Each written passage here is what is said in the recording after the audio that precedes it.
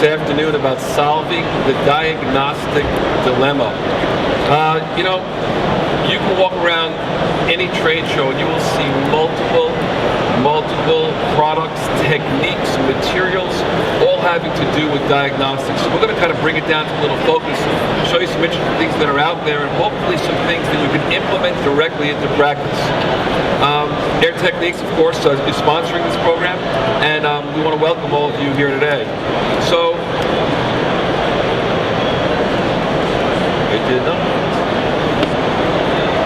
there we go. So you can find me, it's on a delay I think, you can find me on Instagram if you want, where I showcase all these new cool materials. You'll see one of the new things that I'll show you a little bit is the proxy tip, and it's on my Instagram page, or if not, it's going to be this week. So log into MID_doc if you're on Instagram, and you can see some really new cool materials. I think we first have to understand, what are we looking for in the mouth?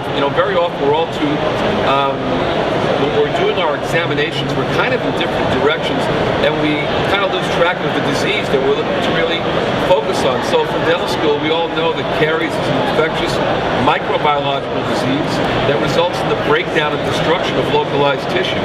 And a big portion of that, and it's a multifactorial disease, but a big portion of that comes from genetics. Genetics is a big factor. We see it in our office. Mom and dad. Mom brings little Jenny to the office. Jenny's got perfect mouth. She brings brother John. John's got a mouthful of cavities. And what does mom always say? He's got dad's teeth, right? They always blame it on the other spouse. But it's about 35% caries is attributed to genetics. Then we look at all the other things that will contribute. Things like diet, medication. Today, realize one thing, that any medication that affects the body has the ability to affect the oral cavity, whether it says it on the packaging or not. So, especially in our children today who are taking a lot of medication for ADHD that can dry them out, it makes a huge difference to understand the caries process.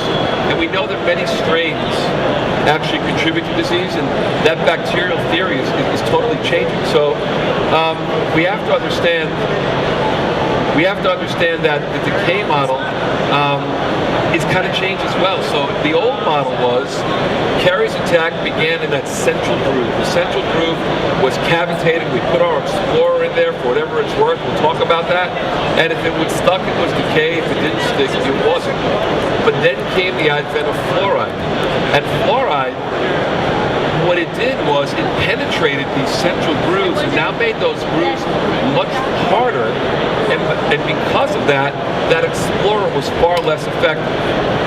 And, where it used to begin right there in that central fossa, well, it doesn't happen anymore. Now, it begins through little microportals, little tiny black dots that we see on teeth, where bacteria now gets into because fluoride has made those grooves harder. So I think we've all seen where we'll get a cusp tip with a little black dot on it, and all of a sudden there's decay. 20 years ago, we never saw that. And that's all because of the evolution of these smart bacteria who find ways. And when they get into that black dot, and they get into the decay spreads laterally. We all know that. We've seen that with a dark tooth, that we take our explorer and it doesn't stick, and next thing you know, you open it up and it's bombed out on the inside. And we see that in private practice on a regular basis. So we do understand that because fluoride has changed the landscape, that it's up to us to consider really changing as well. In looking at teeth, we have to realize that things aren't always what they seem.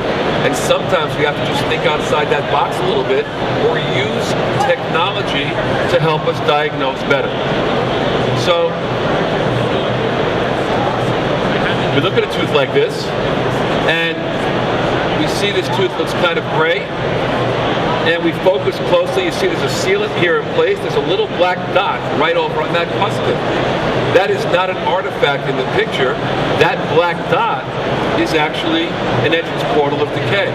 You open it up, and that's what we see. We've all seen this in the office. The bombed out tooth with the sealant on it, where there's no evidence, doesn't see it on a radiograph, and you open it up, and I didn't even get to the black dot yet, and we see how bombed out that tooth actually is. So I think we have to go back and say, how do we detect those early cavities? How do we figure out if something is there or not? Well, we have to understand is what's the least accurate way to do it. And it's known in the studies that the least accurate way is our Dental Explorer, our Shark Dental Explorer. If a Shark Dental Explorer even is a term. So I challenge everybody that's here to go to your office Monday morning, pick out 5 Explorers and look at them under magnification and see if any of the tips look the same. Because they're not going to. They're all going to be different. Some are going to be dull, some are going to be real sharp, some are going to be different style, but they're not going to look the same. If we look at our ADA studies, ADA published studies, they'll say the accuracy is 25 to 50%. So we know that our Explorers are not so accurate. It tells us we're wrong 3 out of 4 times. 3 out of 4 times we're leaving decay in our patients' mouths. 3 out of 4 times we're leaving money in our patients' mouths. So I don't think that that's a percentage we all want to live with, because for every cavity we diagnose, the science tells us there are 3 more in that same mouth we fail to diagnose unless we use adjunctive technology. Now, the running joke is you can flip a coin and raise your accuracy to 50%.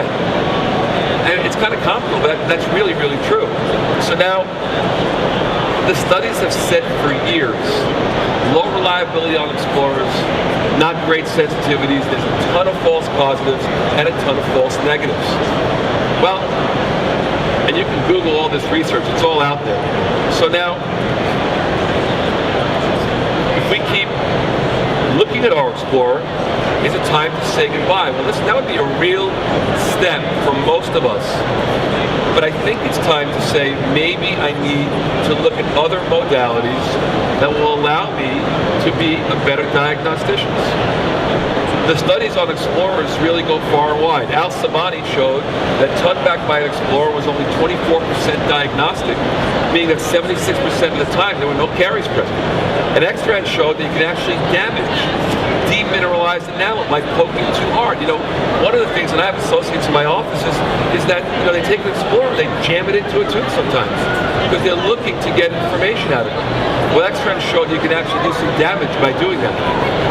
X-rays, well, digital X-rays are great. They're a staple. Their technique makes a phenomenal digital X-ray product. But you need somewhere around 40 to 60% demineralization for it to show up on a radiograph. That molar that I showed you earlier, we couldn't see anything on that occlusal on a radiograph, as hard as it is to believe. Now you get into the area of stain. Well, that's a whole different ballgame because we have no clue what to do with stain. Because, when I was in dental school, I remember an instructor, Tom Potts, used to say to us, "Get out the stain." We had a deep voice. And we used to be digging out stain no matter how deep it went. Well, today, we first have to figure out if it's stained, what do we do with it? And if there's existing stain, how far do we keep going? Well, the research doesn't help us there either. So, Francica and Lucy found that the stains were not a good predictor of decay because 57% of the times the lesions had no caries or caries limited to the outer enamel. Well, so I asked you, what about the other 40%? Doesn't really help us. And now we look at Steiner in their group, and it's an old study, but Steiner said that the dark brown and black stains have the highest incidence of dental caries. Totally the opposite. And we all want evidence-based research, but if the research doesn't guide us in the right direction, how can we rely on evidence-based research? Well, what do you do with a tooth like this? It's stained, it doesn't stick, and there's nothing on the X-ray. And if I polled everybody that's here, rightfully so, I get a mixed bag of answers. And that's the way our industry is. So the ADA, JADA, did a study where they evaluated 1,340 lesions that had surface roughness, surface opacity. You couldn't not see anything on an X-ray, and there was no cavitation. What they found was very interesting. For questionable lesions, they recommended just to follow it up, watching, which is the same model in Scandinavia where they found non-cavitated lesions with no visible evidence on an X-ray. While this is conservative, for me, watching is like being a little pregnant. 9 months, you can have a baby. Unless I can watch with some reliability, or I can watch with some ability to judge the progression of decay or not, because our eyes and our explorers will not be good enough. So just watching for me doesn't really work. So our 2018 diagnostic model, my clicker's really going crazy, involves using different modalities. Caries detection devices, magnification with loops, digital radiography. But understanding that there's not one modality that will give us all the answers. We still have to use our brain and use a combination of modalities to get us there. Digital radiography is critical. The loops and lights, I will tell you, is my first source. I got to see what I'm doing. If I can't see, I can't treat. So now I have visualization. Now I go to digital x-rays. And one can make a case for rigid sensors or phosphor plates. I'm a big ScanX user in my office. The point is, you need a good system. And you need a system that will work well. And I'm biased. I have phosphor plates. I have the ScanX. It's much more comfortable for my patients. Our images are outstanding. We still need that 40 to 60% demineralization to see, but the technology is great. Our rigid sensors, which many of us have, we all know the goods and the bads. Drop it on the floor. Try to go to your manufacturer and ask them to honor the maintenance agreement. Good luck to you. Likely not going to happen for most places. So, with phosphor plates, is there a disadvantage? Yeah, processing time. If you talk 30 seconds, 40 seconds, a minute being a disadvantage, it's a disadvantage. For most people, it's a negligible amount of time. So, here's what we do know. When it comes to radiography, 55% of professionals complain that sensors do press on anatomic abnormalities like tori. And many assistants, as well as dentists, say that rigid sensors are hard to place in the mouth, especially when someone doesn't open very wide, and in someone, or in kids, or things like that. Even with small sensors, it's really tough. So we do know that phosphor plates are much more comfortable, and since we've incorporated the newest product line, I've been a ScanX guy for 12, 13, I don't know how many years. The intraoral view, which is our newest addition to the family, allows for a color screen that you can actually see what's going on. It's basically Wi-Fi, so you don't need rigid connections on there.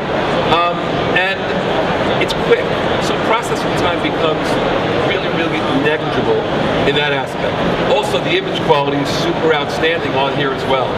So in an office like mine, where I could have 5 caregivers at any point in time, meaning 3 hygienists and 2 dentists, this really makes total sense for us, because I can have a lot of sensors, a lot of phosphor plates floating around in my office.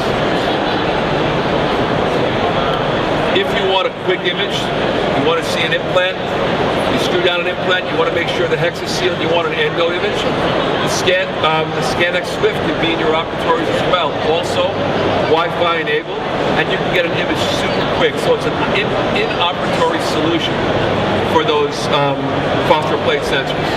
And again, when I'm doing endo, or I'm checking an implant, I want a single x-ray, an emergency, here's where I go with our phosphor plate. It's just easy. The question then becomes, how often do you take x-rays? And that's a whole different argument that we can really go into. For us in the office, we take a full mouth series every 3 years. We take Vikings once per year routinely. In a high caries patient, I might do it more frequently. And we'll take pans on our 16-year-olds once we begin to start to see those wisdom teeth on a bite wing in the corner. We'll go ahead and shoot our panoramas. In our Oceanside office, we were one of the first offices to have the Prevecta S pen, and I can tell you the image quality is super outstanding. There's a number of neat features on it that make it very, very different. First of all, the image processing on it, let's go back one. Try to go back one. So 17 x-ray, 17 different programs depending on what you want to look at. If I want to look at a section, if I want to look at, so the other day I was in the office, I didn't even know, so my hygienists and assistants do most of this, right? So I just look at the image, and I see an image that basically has just kind of an anterior image, and they want to just picture the anterior teeth looking at eruption on a young child. So they've gotten real good at picking out the program that they're looking for. The technology that gives you this outstanding image is the 20-layer acquisition. So it takes a whole bunch of these images and it kind of reconstructs them into this one perfect image. So you get outstanding image quality and clarity. And I don't care what system you look at, it's all about the image quality. If you don't have image quality, nothing else means anything.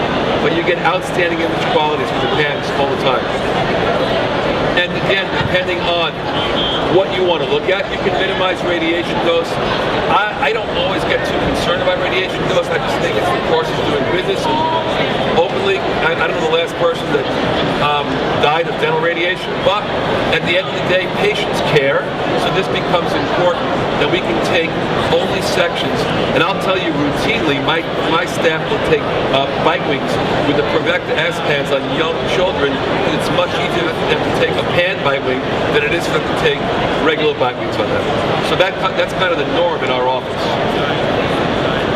In switching from an adult nose to a child nose, you do get about a 55% reduction in radiation.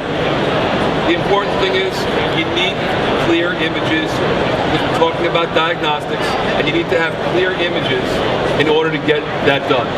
So we got our magnification, we got our loops, we have our X-ray technology. Now we have to talk about caries detection devices and why they've become a staple in many offices, especially in our office. Old school. Many people use the Diagnostic. It's a KMO product. If you were trained properly, it worked well. It basically was a cavity detection laser, if you will. You shine the light onto the tooth. If there was no decay, the light would pass. There'd be a note. There wouldn't be any kind of a numbered reading, and you wouldn't get any kind of a sound. If there was decay, we know decay spreads laterally in dent. It would diffract the light. It would give you a large audible sound, and you'd also get this high number. And then people said, "Do you need one back then?" And I think back then, if you would try to be progressive, it was a very good adjunct to our explorers and our mirrors and our magnification. And that's what they kind of look like. A handheld device that allowed you to shine light onto teeth, and the premise was that if you shine the light onto the groove and there was decay, you'd be able to get to the base of that groove, be able to get some sort of reading. And any reading with any device, especially back then when it was really one of the few players in the game, it's a good reading. And then, of course, the world changed. When Air Techniques launched Spectra, I want to say 5 years ago or so, the world changed, because now instead of just getting an audible sound and a numbered reading, we got a picture. We got a digital image, different technology. It was a light that projected onto the tooth at 405 nanometers and stimulated the metabolites of cariogenic bacteria to fluoresce red. The term, a picture is worth 1,000 words, goes a really long way here, because the patients can now become co-partners in the diagnostics. The image is able to be placed in any of your X-ray software. You can record the image in the patient's chart. See where I'm going with this now? We talked about watching. Well, now if I can watch something and check progression, I might be okay at watching. Watch it now, I see an early decay, but I'm an enamel 2 kind of guy. I want to treat if it's an early enamel. I might wait 6-9 months. Maybe I'll seal it. Maybe I'll do something and then be able to take another image and watch it, or remineralize and watch it. There are many companies that sell great products to remineralize. So this kind of changed the entire playing field. It was kind of like a Doppler radar for teeth. So when you look at stain, and then you say, okay, let me take my Spectra image, I was able to get a visualized image. And what Air Tech did is they created not only a numbered scale for the approximate depth in the tooth, but also color coding. So blue meaning early enamel decay, red being deep enamel decay, orange early dental decay, and yellow deep dental decay. If it was all green, it was normal. Well, hey, now I can kind of see what's going on. That now becomes extremely valuable, not only for me, but also for my patients. Because years ago, I used to tell my patients, numbers going up, and they have to look at this little tiny little device. means you have a cavity.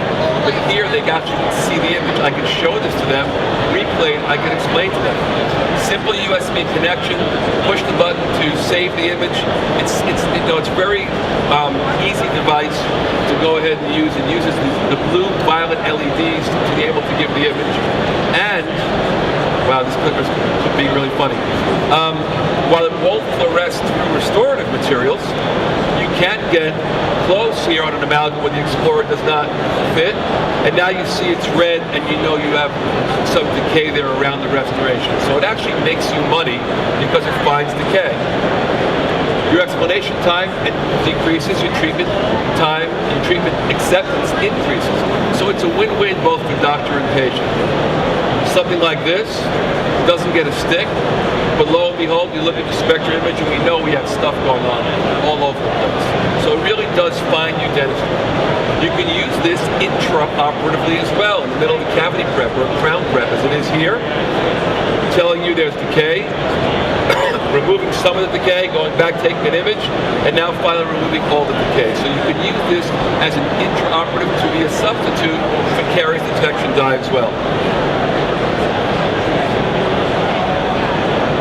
Clinical case. Young girl comes in, complains of pain under the operculum of number 18. I take my Explorer, I pull out a piece of food, but I drop it into a divot. I can't see what's going on. How do I treat? Well, first thing is I have to get the tissue out of the way because I have to see, and I want to do this very conservatively. So I use my diode laser. I use the AMD diode to do what I call a simple operculectomy. These are the Picassos from AMD. We do that operculectomy, one shot of septicane, one little drop of septicane in that operculum, and what don't you see there is you don't see any bleeding. Because bleeding is going to mess up whatever I'm going to do. Now I go ahead and I want to see exactly what's going on, so I take my spectra image, and now I have early enamel and deep enamel decay. Now I got to make a clinical decision. Am I going to seal it? Am I going to remineralize it? Am I going to excavate and restore? I'm not telling you what to do. I'm telling you what I did in this situation. I figure it's a second molar. She's not going to go ahead and really brush well back there, so I'm going to conservatively open this up, and you can do this a number of different ways. You can use a fissurotomy burr. I use the hard tissue laser, very tiny cavity preps, and I go ahead and restore this. I go back and take the spectrum image, seeing there's no decay, and I go ahead and restore this with a composite. A very minimally invasive procedure that what I call gives maximal results. And the only bleeding, of course, you see is from my finishing diamond to make sure it's clean. So we've used technology, in my opinion, for a better treatment outcome for this young girl. Another one, look where the caries starts, right on that marginal ridge. Right in the middle. We didn't see that 20 years ago. You open this guy up, and you see early enamel decay in the groove. We open it up, and it's bombed out on the inside. Deep enamel and dentinal decay.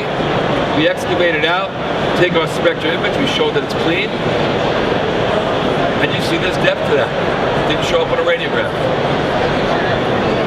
Here we put a calcium releasing liner inside because it was deep.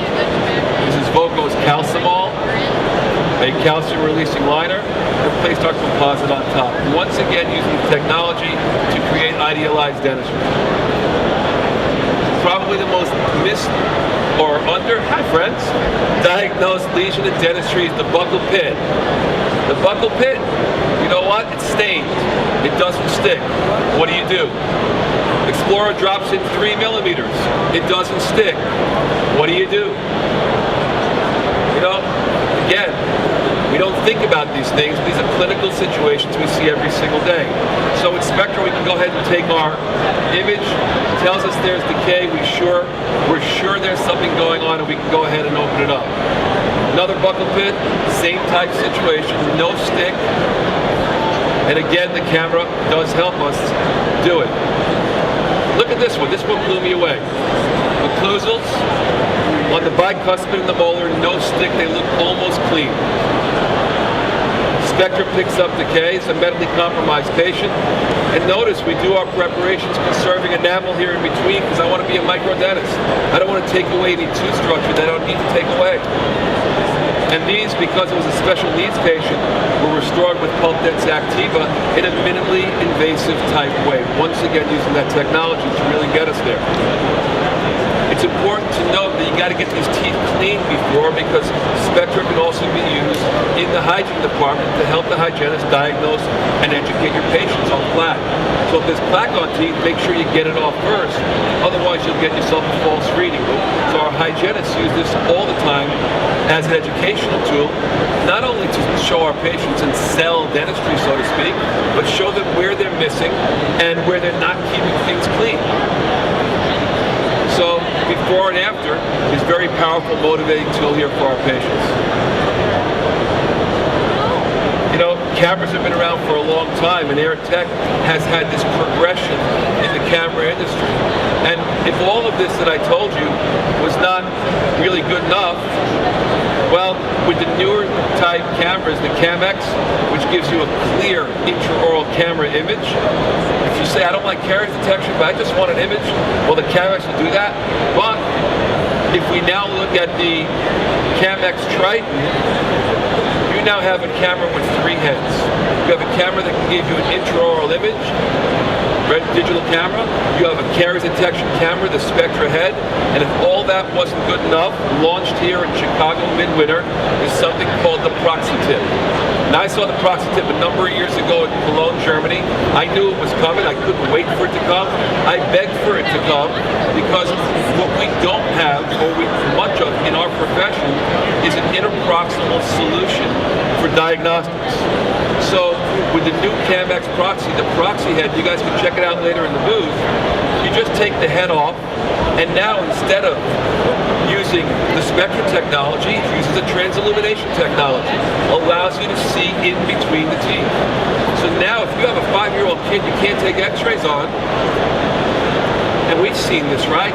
6 months later they come back, and now they got 4 cavities, but you were able to take x-rays maybe, and now if you would have taken them earlier, you might have seen the decay way back when. So now you can go ahead and save this image on into your software. You are able to now also follow progression of that interproximal image. I see a tiny little thing, I don't want to open it yet, I'm going to go back and see another image in 6 months. I helped launch this, for Air Tech when we shot this phenomenal video that I want you guys to take a look at and listen, because it'll really give you a great explanation of the product.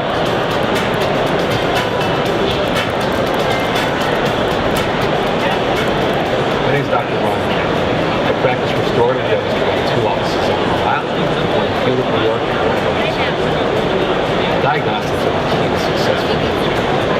Any tool that I can use in the office to improve my diagnostics and help my patients visualize their problem will not only help me be a better dentist, better diagnostician, but allow for higher case acceptance. A powerful tool that we use in our practice is the CamX Triton HD for Air Techniques. It's an all-in-one intraoral camera caries detection device. The CamX has a number of functional features to make it unique.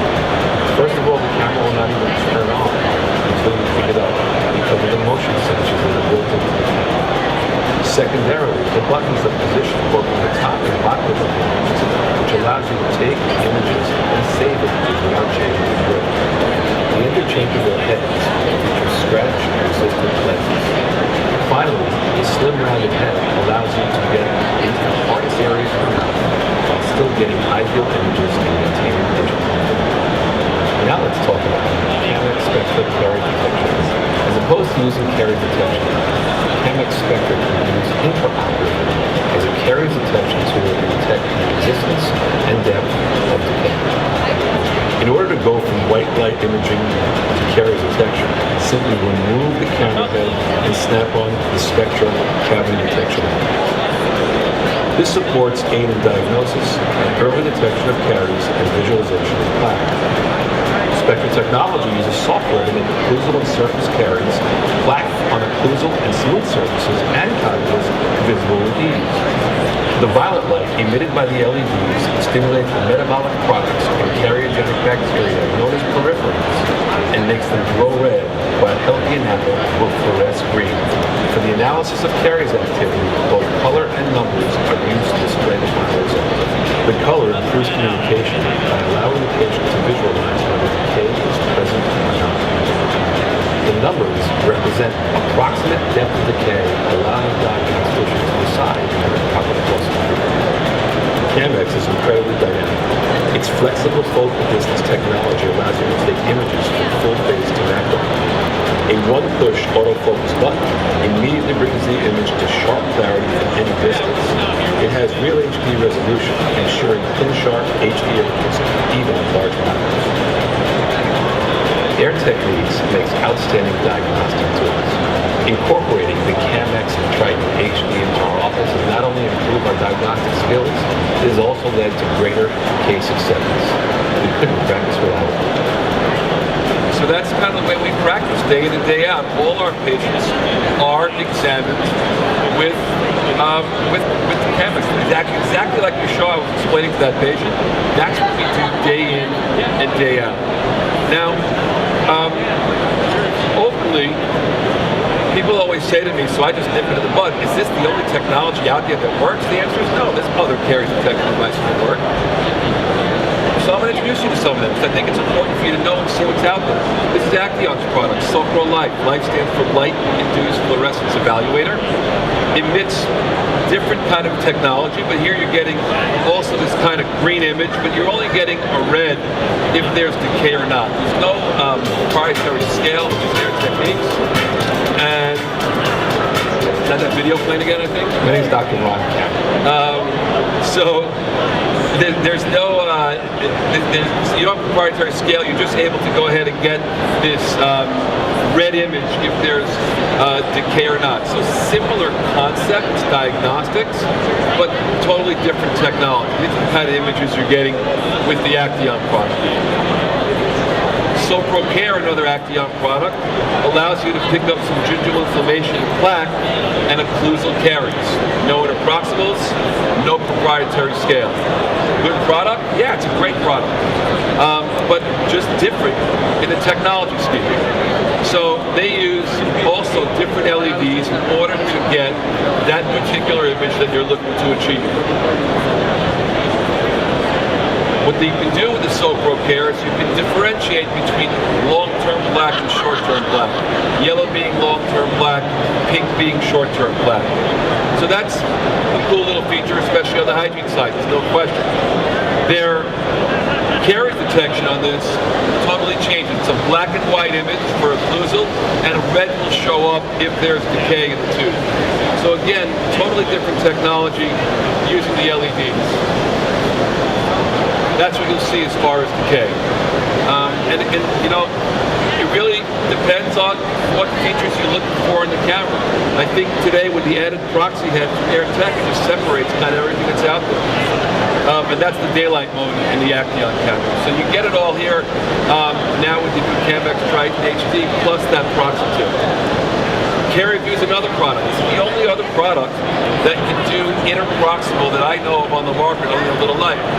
The difference is, for one aspect of what it can do, which is interproximal and a little bit of occlusal decay, you're going to pay a boatload of money. It's a good product. You can see the interproximal images, but you're going to pay a lot of money for it.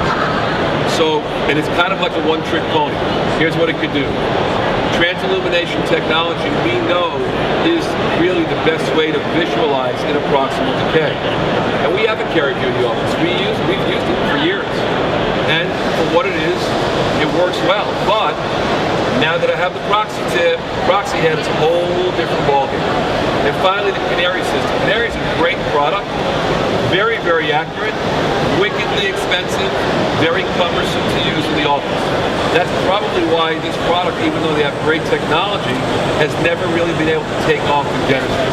They use kind of laser pulses with feedback to determine if there's decay or not in a tooth. But again, at more than double the cost of most of these cameras that are out there, and also much more difficult to implement, I can honestly tell you that they've not been able to take off in that dental market despite the accuracy that they've had.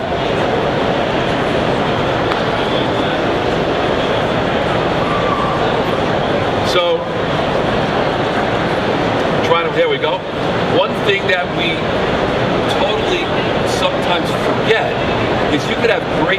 communication devices, but if you have lousy monitors in your office, it doesn't do you any good. And most of us haven't changed a TV monitor in years. Today you can go to Best Buy and pick up a monitor, a 40-inch monitor for $250. That's going to give you a high-def image. You have a high-def camera, like the Camex Triton HD, and you're showing on an 8-year-old TV, you're cheating the system, you're cheating your patients, and you're cheating yourself. So my rule of thumb is get the biggest monitor you can get in your office, because my good buddy Jeff Harwood says, the bigger the better. So you want as big of mine. We have 42s in every operatory. If I had room for 50s, I'd put 50s. Because now you're seeing this image on the screen and your communication improves, your communication time decreases, and your patient acceptance increases. Your computer monitors also need to be updated because most of us have not changed our computer monitors in years and years and years. And today you can pick up an Asus or a ViewSonic monitor for next to nothing. If you want to look at your radiographs and you want to see something clear, I challenge you to go out Monday morning this weekend, buy one new monitor and put it in your office and look at the difference in image quality. And ask me how I know. It happened to me. One of our monitors blew. We changed the monitor. I'm like, oh my God, look at the image quality. And I said to myself, light bulb went off and said, you haven't changed your monitors in 5 years. It's time for you to do that. So I know it's kind of a silly expense or a tough expense to swallow, but I'll promise you, if you change your computer monitors, you will see much better as well. And finally, you want to talk about communication and communication skills. The important thing is you want to simplify your communication. When you're talking about decay, they don't want to know about caries. They want to know about cavities, how did the cavity get there, and how the technology allows you to detect it. It picks up the bacteria caused by cavity bugs. So we're able to see it up on the screen. So you want to break it totally down to basics. But, you know, communication is a big stumbling block at dentistry because most dentists, even hygienists, have a problem. They'll openly say they have a problem with communication because they were not taught in dental school how to communicate. So it's work for most of us to do that. So a couple of tips that probably can help you as you go forward, because communication is what it's all about. We've all seen people in our neighborhood with great practices, and they don't seem to be able to get their patients to say yes, and others that maybe have dentists who say they're not as good practitioners, but they're doing a lot of dentistry. So it's really important to be able to get your communication level, skills up to a higher level. And if you have that, and you have the technology, then you have a perfect marriage you're not going to put together. It's important, as I always say, if you're able to talk the talk, you have to be able to walk the walk. And those skills will, with the technology, will allow you to progress and sell more dentistry. Keep in mind that buyers make decisions rooted as much in emotional impulses as in logical facts. We see it, someone gets divorced, they come in, doc, I want to protect veneers. For 5 years we've been talking about veneers, they didn't want to do that, but now they're out in the crowd and they want that smile to look better. So there's an emotional component here, and we have to understand that with any part of dentistry, it's important. Buyers are naturally suspicious, and you have to have their trust in order for them to say yes. That image that you put up on the screen gives you instant credibility and trust. If the patient walks in, you look at their mouth with your mirror support, you tell me you have 7 cavities. I don't understand. I've been going to my dentist my whole life. I never had so many cavities. Now you put it up on the screen and you show them. There's an instant trust, and they get it. Again, your communication time goes down dramatically. And buyers respond psychologically with visual elements and stories. You know, I can't believe I have so many cavities.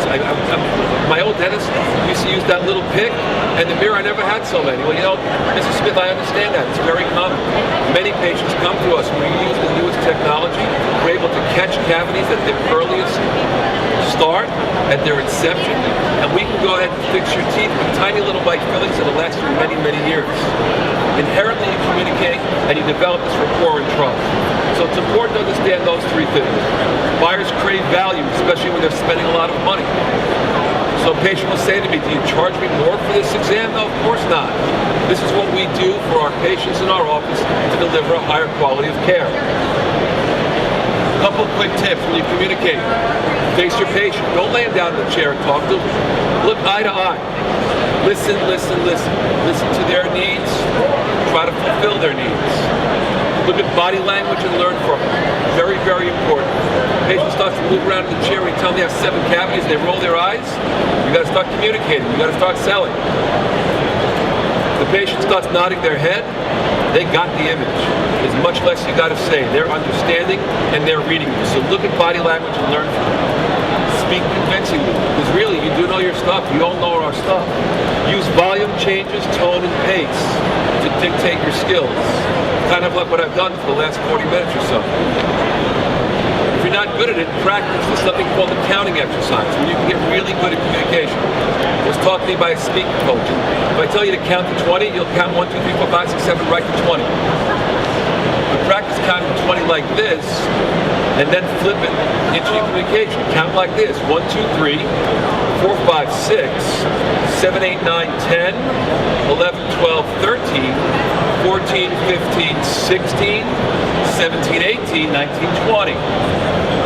Mrs. Smith, I'm going to go ahead and do a very state-of-the-art cabinet testing exam. Hopefully we won't find anything, but I can guarantee you if we find things, we're going to find them at their earliest inception, and I'll be able to fix them for you in a minimally invasive way with beautiful white fillings that will last you for many, many years. Pace, tone, volume changes, and inflections. So critical.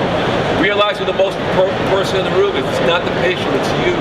Because you're dictating that situation with your body language and your skills. If you want to learn a little more, Amy Cuddy gives a great little quick TED Talk on your body language shapes who you are. It's one of the most viewed TED Talks they've ever had.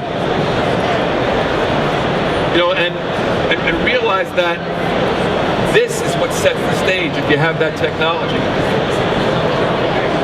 If your staff is on board, which they need to be, your hygienists, they have to speak that same thing, the same type of communication skills, it's all going to be a winner. Make sure you have Tigers in your office, you're not Eeyores. Leave the problems at home. Make them missionaries of your practice. My staff will go around and say, Dr. Kaminer's got the most technology of any dentist I've ever worked for. Patients love to hear that. Keep your staff away from the weapons of mass destruction.